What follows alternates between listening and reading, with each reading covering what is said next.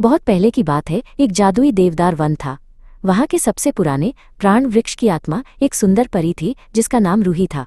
रूही अपनी आंखों में सारे जंगल का प्रेम लिए हर समय पेड़ की रक्षा करती थी।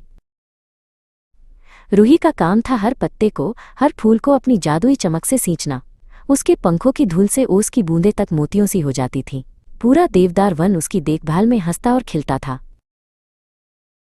लेकिन एक सुबह रूही ने देखा कि प्राण वृक्ष की सबसे ऊंची पत्तियां मुरझा रही हैं और उनका रंग धीरे धीरे भूरा हो रहा है। पत्तों की चमक फीकी पड़ने लगी थी और पूरे जंगल में एक उदासी की छाया फैल रही थी। तभी तेजस, एक छोटा जुगनू, घबराया हुआ उसके पास आया। तेजस हर रात जंगल के कोनों तक रोशनी पहुंचाता था और उसने ही सबसे पहले इस भयानक दुख को महसूस किया था। रूही, तेजस फुसफुसाया, वन की हृदय धारा प्रेम कुंड सूख रही है। उसका पानी अब केवल एक धीमी उदास सिसकी बनकर रह गया है। अगर वो सूख गया तो हमारा प्राण वृक्ष भी नहीं बचेगा।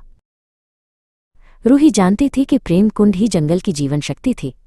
उसे बचाने के लिए रूही को सबसे पहले विस्मृति के कांटों से होकर गुजरना था, जो वर्षों के दुख और विस्मरण से बने थे और उन्हें पार करना बहुत कठिन था। रूही ने साहस जुटाया और विस्मृति के कांटों के बीच से रास्ता बनाना शुरू किया। हर कांटा उसे एक पुरानी भूली हुई उदासी याद दिलाता था, जिससे उसके पंखों की चमक फीकी पड़ जाती थी, पर वो रुकी नहीं। कांटों के पार उन्हें एक सूखा हुआ पत्थर का कुंड मिला। प्रेम कुंड पूरी तरह से खाली था। उसकी नमी केवल एक कोने में जमी हुई थी, जहां एक टूटा हुआ चांद का गहना पड़ा था।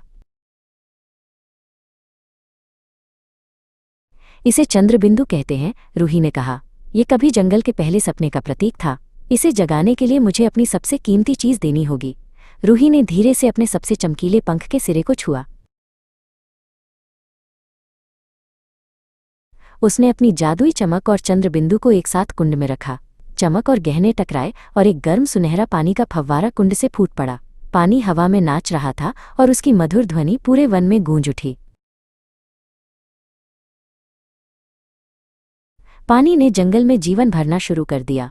प्राण वृक्ष फिर से जीवंत हो उठा और उसके पत्तों की हरी चमक रूही के पंखों से भी ज्यादा चमकदार हो गई।